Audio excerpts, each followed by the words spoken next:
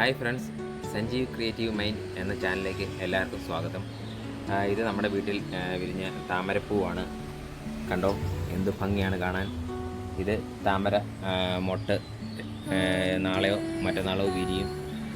ഒരെണ്ണം വിരിഞ്ഞു വാടി. The wind hums songs at the break of day, whispering. അപ്പം ഇതൊക്കെ കാണുമ്പോഴത്തേക്ക് നമുക്ക് വളരെ സന്തോഷമാണ്.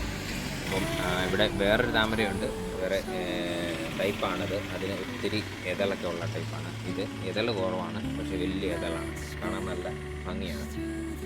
അപ്പോൾ നമ്മൾ ഇതൊരു ടാങ്ക് ഉണ്ടായിരുന്നൊരു നമ്മുടെ വാട്ടർ ടാങ്ക്, അത് കട്ട് ചെയ്ത് പകുതിയാക്കി അതിനകത്തോട്ട് ആണ് ഇത് നട്ട് വെച്ചേക്കുന്നത്. വെള്ളം ആഡ് ചെയ്ത് മണ്ണ് ഫില്ല് ചെയ്ത്.